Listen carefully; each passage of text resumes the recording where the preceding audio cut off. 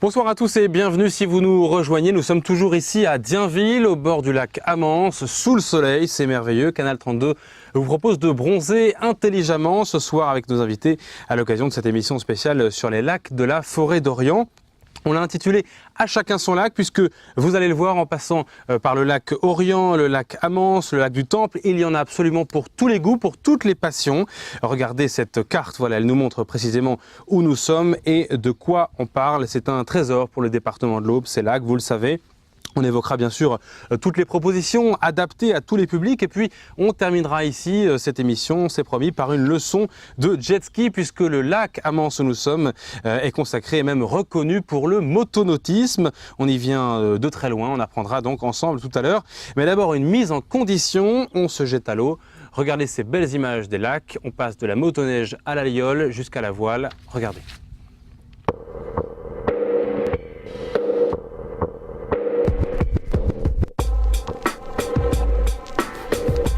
C'est une reprise d'un moyen de locomotion traditionnel finlandais et suédois qui permettait aux autochtones de se déplacer sur les routes gelées en hiver. Alors c'est à peu près la même forme, mais avec, au lieu d'avoir un guidon comme ça, c'était une chaise qui était posée sur des rails. Et ils se promenaient avec leurs enfants ou bien avec leurs courses pour aller de chez eux dans les villages.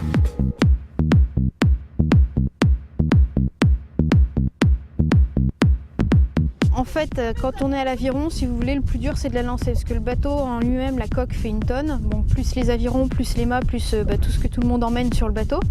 Donc quand c'est à l'arrêt, le premier coup de rame est assez dur, mais après quand on commence à avancer, donc le bateau prend l'inertie. Et on va dire que le coup d'aviron peut accompagner plus l'air du bateau que fatiguer la personne qui tire sur l'aviron quand on commence à bien savoir ramer.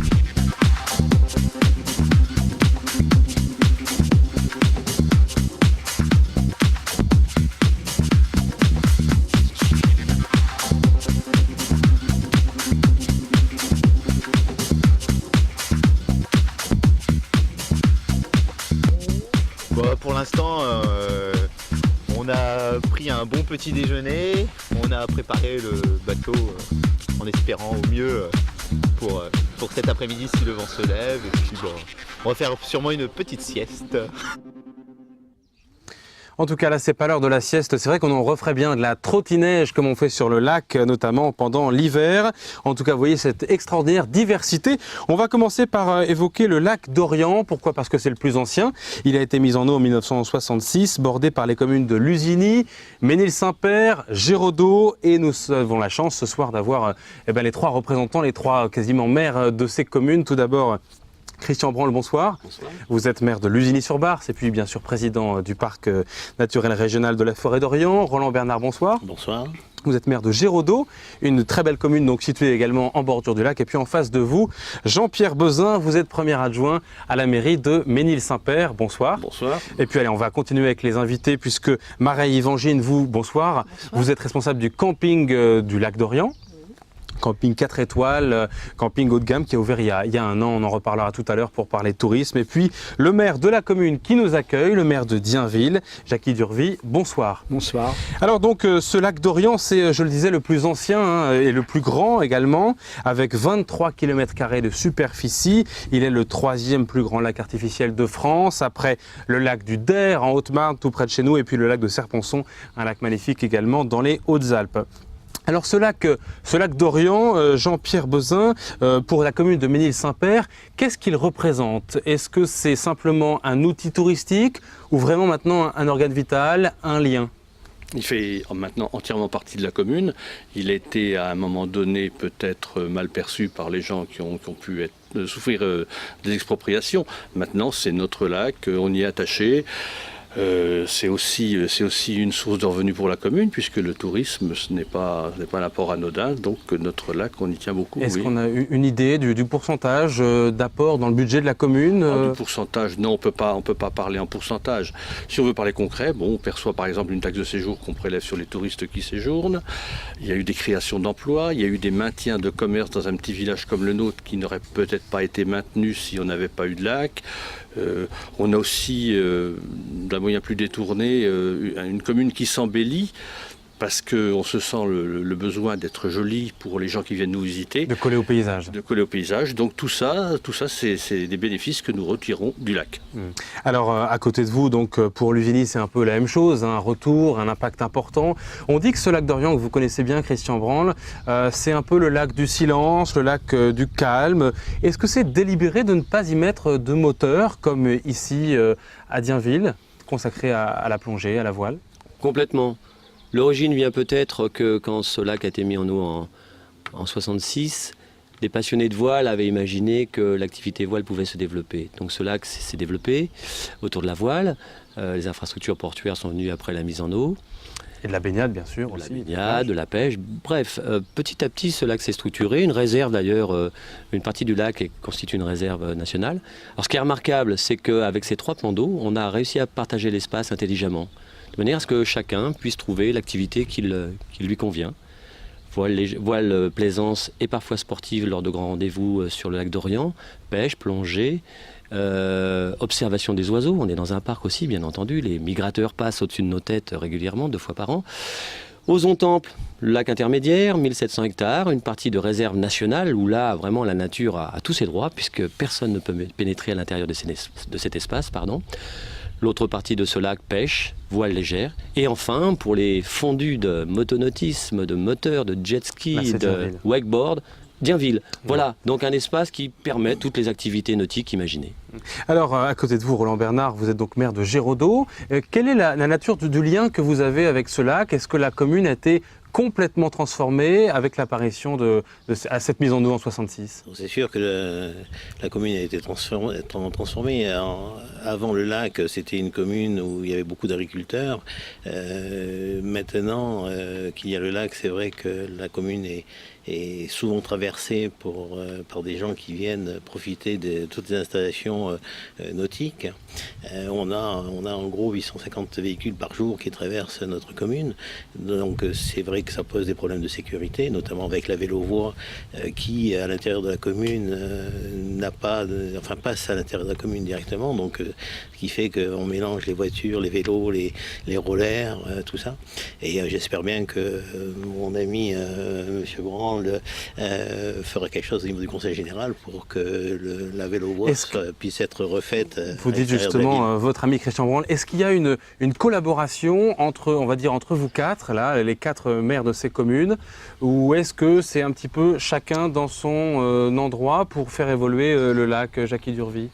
Pour nous, non, on est chacun dans son endroit, surtout on est quand même excentré de Géraudot, de Ménil-Saint-Père et puis Lussigny. Oui, donc aujourd'hui, surtout en tant que mairie, surtout, si on disait encore, les associations pourraient se rapprocher, mais la commune, je ne vois pas comment.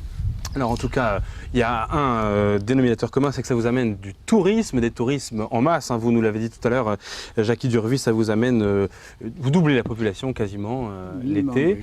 Oui. On va s'intéresser encore au lac d'Orient avec le camping du lac d'Orient, qui là encore attire plutôt une clientèle haut de gamme, Marie Evangine, on peut dire ça comme ça. Le camping a été inauguré il y a quasiment 1 an. Oui, l'inauguration officielle c'est demain, mais on a ouvert nos portes le 5 juin de l'année dernière. Alors c'est un camping, vous m'avez dit en préparant cette émission, rien à voir avec les flots bleus, et puis Franck Dubosc et ses amis, c'est du haut de gamme. Il est bienvenu quand même. Oui, si Franck nous entend, il peut venir, mais c'est là typiquement le camping haut de gamme, 4 étoiles, pourquoi un choix de luxe finalement? En fait, nous, ce qu'on veut surtout, c'est on veut se démarquer des campings du Sud. Qu'est-ce qu'on a ici, qu'on n'a pas dans le Sud? On a de l'espace. C'est vraiment quelque chose qu'on ne peut pas trouver dans le Sud parce que les gens, ils arrivent ici, ils sont très tentés de repartir pour le Sud. Ils veulent du beau temps. Le beau temps, ils ont. Oui, là, on l'a. Mais quand on ne l'a pas, il faut essayer de faire garder le client. Donc, on a le lac. Ils sont très souvent très surpris. Ils ne connaissent pas finalement si bien que ça. Donc, on veut les séduire avec autre chose. Donc, c'est entre autres beaucoup d'activités et un luxe qu'ils ne trouveront pas ailleurs. En tout cas, on va voir que ça leur plaît. Ça leur plaisait même dès l'an dernier, dès le mois suivant l'ouverture de ce camping. Regardez, c'est un reportage donc daté de 2009. Regardez Baptême l'ouverture du camping. réussi pour le camping du Lac d'Orient, un camping 4 étoiles. Après 1 mois et demi d'ouverture, les touristes sont au rendez-vous. Un exploit après les 8 mois de travaux nécessaires à la rénovation du site. On était obligé de compter beaucoup sur le passage qui était là, qui était très présent en mai-juin, donc en basse saison. Aussi, on travaille avec un système promotionnel spécial basse saison qui s'appelle Camping Chèque, qui nous a permis de remplir le camping très rapidement en juin, même plus rapidement que ce qu'on avait espéré. Et on était très très contents du remplissage dès l'ouverture. On a même affiché complet en juin. Des touristes français et étrangers qui préfèrent la vie au camping plutôt que la vie à l'hôtel. Celles-ci rompent avec leurs habitudes tout en préservant leur portefeuille. Une nuit dans ce camping avec piscine en haute saison s'élève à 28 €. Une nuit à l'hôtel, toujours avec piscine, à 57 €. Le camping, c'est moins cher qu'une semaine à l'hôtel. Parce que quand même, il faut prendre un hôtel avec piscine, salle de bain dans la chambre et puis WC. On se fait plus facilement des amis parce que des fois il y a des voisins à côté de nous qui ils ont des fois une petite fille ou un petit garçon et donc on se fait plus facilement des amis. Il y a un sentiment de liberté, je pense, vis-à-vis d'un endroit confiné comme un hôtel où ça reste assez impersonnel. Alors que là, on est au contact de plein de gens, on est au contact, on se sent vraiment libre. Des vacanciers attentifs aux caprices du ciel, surtout lorsque ceux-ci n'ont pas réservé. Une météo pluvieuse les incite à poursuivre leur chemin vers le sud. En juin, on a eu un temps magnifique, très chaud, très beau, assez constant. Par contre, c'est vrai, début juillet, ça s'est gâché avec des orages. Mais je vais dire, au moins, on n'a pas eu des journées, pas beaucoup de journées entières de pluie. On a eu souvent partie des journées qui étaient beaux quand même. Espérons que ce mois d'août soit à l'image du mois de juin, avec moins de précipitations. Et en tout cas, ici, il fait beau. À Dienville, on espère beaucoup de touristes dans votre camping. Marie Evangine, est-ce que le lac est un produit d'appel? Est-ce qu'on peut dire que sans le lac, on ne va pas faire de fiction, mais sans le lac, il n'y aurait pas autant de monde dans ce camping-là? Pour nous, n'importe quelle source d'eau naturelle est très importante. Alors après, lac, rivière, peu importe, mais il faut autre chose qu'une piscine. Mais je suis un petit peu étonnée quand même que les gens ne sont pas plus intéressés pour l'instant. C'est peut-être, ça va venir par la voile, tout ça. Et pourtant, l'hôtellerie de plein air est en plein essor, puisqu'à Géraudot, il y a également un nouveau camping qui va se créer, Roland Bernard. C'est pas qu'il s'est créé, il a été racheté, il a été repris au 1er juin. Il a ouvert donc au 1er juin. C'est d'un propriétaire qui a déjà une forte expérience en matière de camping, puisqu'il est aussi propriétaire d'un terrain de camping à Saint-Hilaire-sur-Romie. Donc ce terrain de camping va être agrandi. Et encore plus luxueux qu'aujourd'hui. Plus luxueux, effectivement, puisque les gérants pensent en faire un camping 3 étoiles avec piscine. Est-ce que les touristes que vous voyez les uns les autres sont étonnés de savoir qu'il y a un si grand lac et plusieurs lacs dans le secteur, Jean-Pierre Bézin? Oui, bien c'est évident, oui. C'est l'étonnement. La première réaction, c'est l'étonnement. J'ai même eu des comparaisons avec le golfe du Morbihan, les matins un peu brumeux, des gens qui étaient parfaitement étonnés, des touristes qui viennent du bord de la mer, qui voient notre lac et qui sont surpris que ça puisse exister. Alors des lacs qui sont au bord d'un parc et des touristes qui vont être accueillis encore plus, encore plus vastes, puisqu'il y a aussi un projet, Christian Branle, le projet Egalis, d'une résidence pour accueillir cette fois-ci un public de personnes handicapées. Dites-nous un peu où en est ce projet. La première pierre avait été posée d'ailleurs par Pascal Légitimus il y a quelques mois, on va dire un semestre, c'est ça? Absolument, ça fait partie des lits, pour une centaine de lits, qui vont constituer les 1000 lits créés dans les 2 ans à venir. Pour accueillir? Alors on intègre bien entendu les lits de Caouane, le camping de Géraudot. Egalis, c'est une démarche un petit peu particulière. On est dans la démarche de l'éco-construction. On est dans un parc on expérimente, on développe des techniques, on labellise, on forme des artisans et en l'occurrence Egalis, c'est une structure qui mélange le bois de façon traditionnelle et un petit peu plus contemporaine et les matériaux et les écomatériaux. C'est aussi la possibilité pour les familles qui ont des personnes en difficulté à mobilité réduite de trouver des infrastructures adaptées à proximité de la plage. Ça, voilà donc une ouverture encore plus large. Centaine de lits ici. On peut parler d'une autre infrastructure à Vendôme-sur-Barse, pas très loin, qui va accueillir bon nombre de résidents. On peut parler aussi, on ne va pas oublier Dienville, Goélia. On espère que Goélia verra le jour. 90 habitations légères de loisirs, un parc résidentiel remarquable. Voilà. Donc autour de ces lacs, dans la grande forêt, 20 000 hectares de forêt sur le parc, de belles perspectives de l'eau, encore d'accueil de la forêt, touristes. de vastes espaces. Et je crois que c'est ce qui plaît non seulement aux gens qui viennent visiter, mais aussi aux locaux, aux Troyens, parce que chaque week-end, on peut voir qu'ils viennent, dès que le temps est beau, ils viennent nous rejoindre et profiter de ces espaces. Alors, on a parlé donc de ce qui attire. Il y a également cette fameuse vélo-voie. Là aussi, elle vous concerne un peu tous, puisqu'elle contourne les lacs. C'est aussi un élément d'attrait, d'attirance touristique, bien sûr. Qu'est-ce qu'elle apporte concrètement, peut-être à Géraudot? Est-ce que cette vélo-voie ou camping, est-ce qu'elle a vraiment un impact? Ça aussi, ça apporte du monde? Effectivement, ça apporte énormément de monde qui vient depuis Troyes, en passant par Lusigny, qui arrive à Géraudot, qui peut même continuer jusqu'ici, venir jusqu'à Dienville par la vélo-voie. C'est vrai que ça amène énormément de monde. Et le fait, alors bien que ce soit un handicap aujourd'hui, le fait que la vélo-voie ne passe à l'intérieur du village, ça permet aussi aux gens qui viennent faire de la vélo, qui viennent emprunter cette vélo-voie, de traverser le pays et de découvrir le pays et de voir qu'effectivement, il est quand même assez beau. Ça permet de mieux vendre l'attrait du lieu, Marie? Il y a énormément de sites internet maintenant, parce que qu'est-ce qui se passe? De plus en plus, les gens, ils n'ont plus envie de visiter site par site, donc les sites des campings. Donc ils passent par des sites internet comme Kawan qui regroupe plein de sites. Et donc ils vont cocher vélo. Et si c'est un camping qui est à côté d'un vélo-voie, ici comme ailleurs, ça va sortir. Et ça c'est vraiment porteur. Et il y a énormément de gens qui font du vélo, surtout hors saison. C'est vrai que même les Aubois s'y mettent au vélo et ça les fait venir dans ce lac. Alors on va changer de lac, on va passer du côté du lac Amance ici, mais on va s'intéresser simplement à l'ornithologie. Christian Branle, le parc est très présent autour de ça. Le lac Amance dispose d'un observatoire ornithologique. C'est la tout nature un peu du parc, ce lac, côté oiseaux, côté observation. Alors, je dirais qu'il y a des périodes privilégiées où, évidemment, notamment quand les migrateurs se déplacent, où l'activité du motonautisme est un peu en baisse parce que le plan d'eau est un peu plus bas, parce qu'il fait un peu plus froid, eh bien cet espace est laissé bien sûr à destination des oiseaux qui trouvent ici bien entendu des endroits de tranquillité et de quiétude.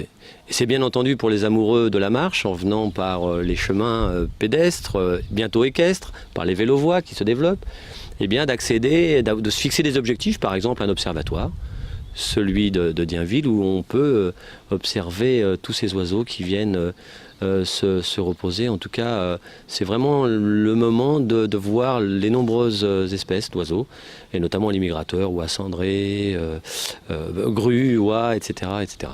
C'est vrai que c'est pour tous les publics absolument, et ça c'est tout au long de l'année. Et finalement, on a l'impression qu'autour de ces lacs, il y a de quoi faire tout au long de l'année. Roland Bernard aussi, ça peut guider, parfois jalonner les projets d'une ville, d'une commune comme la vôtre. Tout à fait, parce que notre commune, avec la résidence Egalis, ça va être un lieu justement qui va être ouvert toute l'année. Et avant même que ça ouvre, déjà cette résidence Egalis avait des réservations pour 30 chambres pendant 40 semaines. Donc ce qui veut dire que pratiquement toute l'année, il y aura quelqu'un. Il va y avoir du monde qui va venir à l'intérieur de nos campagnes. Alors on va tout à l'heure faire un peu de motonautisme, mais avant juste un mot chacun, quels sont vos projets phares dans les années à venir, en quelques mots? Mareille, pour le camping, je crois que vous allez d'ailleurs peut-être quitter la gestion du camping, c'est ça Oui, moi je pars sur autre chose, mais avant de partir, j'attends l'autorisation de passer à 199 emplacements. Donc ça c'est le projet pour le camping Kawan. Voilà. Très bien. Alors Jean-Pierre Vezin, pour la ville de Ménil-Saint-Père, est-ce qu'il y a un projet phare dans les années à venir? Un projet phare, non, mais on suit avec attention les projets du Conseil général pour que le bouclage du lac soit fait par la Vélovoie, qui s'arrête actuellement à la route de Brevonne et qui doit rejoindre ensuite Lusigny, passant par Ménil-Saint-Père. C'est certainement le projet que nous attendons le plus maintenant. Oui. Très bien. Christian Branle, pour le parc, on va dire plus globalement, il y a 1000 et 1000 projets.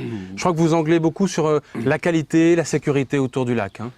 J'ai parlé de 1000 lits, donc de l'hébergement, des structures qui se développent. Bien entendu, il faut développer les activités et aménager le territoire.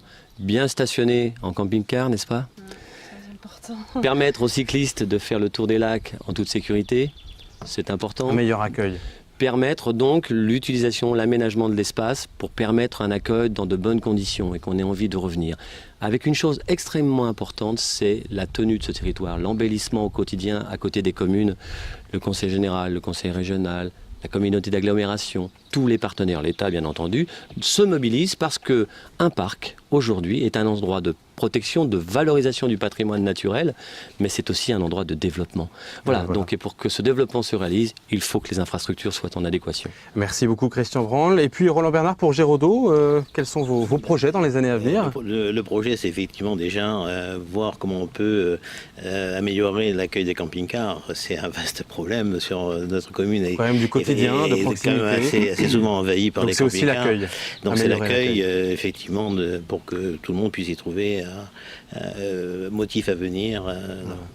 Jackie Durvie, à tout seigneur, tout honneur. C'est vous qui nous accueillez ici dans votre commune. Vous êtes maire depuis à peine un mois, mais quels sont vos projets pour la fin de la nature autour du lac? Surtout, je crois quand même, je reviens tout à l'heure à ce que je disais, c'était le projet Goliath. Et ça, j'y tiens absolument parce qu'on en parle depuis 2 ans. Alors on ne sait pas si on a ça compris se que c'était fait. un message que vous passez finalement. Oui, exactement. Faut que ça se fasse. Je crois, c'est ça. Il y a aussi il y a un projet camping-car aussi. Parce qu'on a des camping-cars dans Dienville, donc à mon avis, il serait mieux placé ici. Donc je pense que... Et puis aussi, projet d'aménager des sports sur le lac pour attirer les enfants qui fait venir les parents. C'est tout ça. Et ben en tout cas, on va se retrouver dans quelques instants. Le temps pour moi d'enfiler un maillot de bain, c'est quasiment déjà prêt. On va faire un peu de motonautisme parce qu'on ne peut pas partir de Dienville sans tester, je ne sais pas comment ça s'appelle, on va nous le dire dans quelques instants, jet ski ou autre, jet, c'est ça. Regardez encore ce petit reportage qui nous fait encore rêver. Le lac, c'est ça, tout simplement. A tout de suite. Tu coupes au milieu, bas c'est à gauche, tri c'est à droite. D'accord.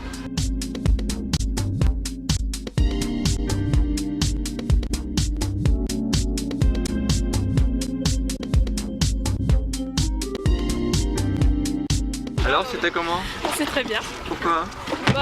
On peut faire les deux, on peut ramer mais aussi la voile, donc dès qu'il y a un problème, puis le mettre très bien, c'est parfait.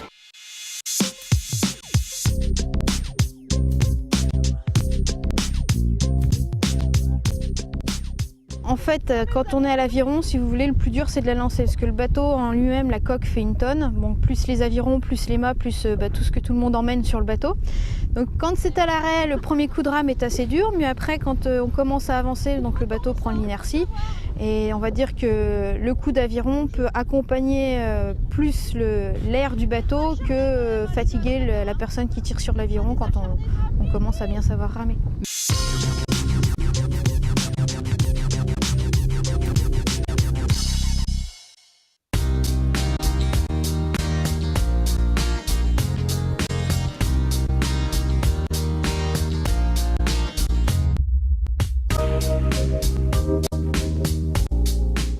Oh, on va pas très loin, on va jusqu'au premier pont. Premier pont là. Quelquefois on va jusqu'à Ruilly-Saint-Loup, mais enfin, là cette heure-ci c'est un petit peu tard.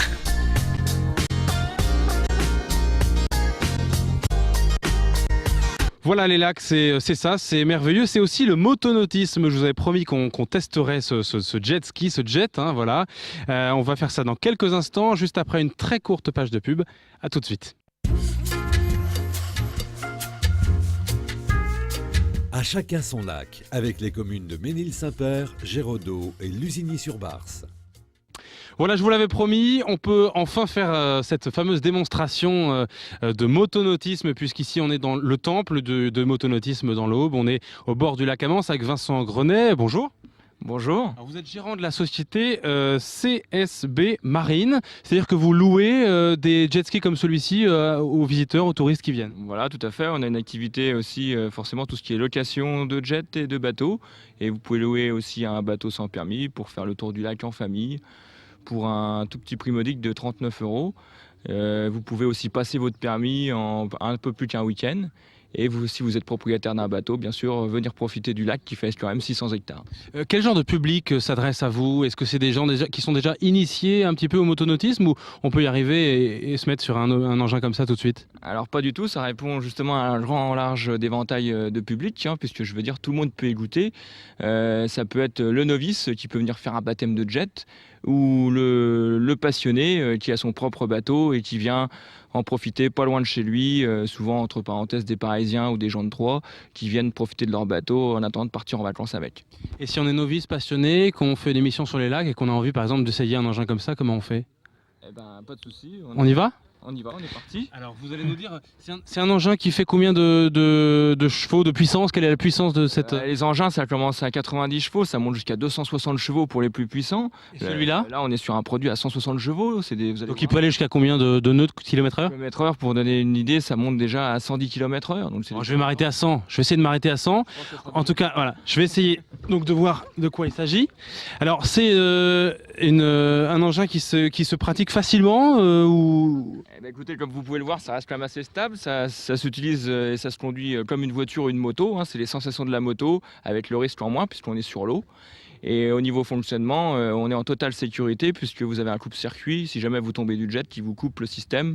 Il est où le coupe-circuit? Si vous avez une petite élingue à accrocher à votre poignet, comme au niveau de votre montre éventuellement, où on peut faire un petit système comme ça. Et si jamais vous faites une mauvaise manipulation, automatiquement le jet est coupé. Très bien. Et ben voilà, ce qui est bien, c'est qu'il n'y a pas de feu rouge. En tout cas, on va essayer de découvrir le lac comme ça. C'est parti pour quelques instants de liberté. Merci beaucoup. J'en profite pour remercier tous ceux qui nous ont accueillis ici, sur ce lac, à Dienville, pour cette émission consacrée au lac. J'imagine que dans quelques semaines, vous serez vous aussi sur les lacs pour cet été. En tout cas, bel été. Moi, je vais m'élancer tout de suite.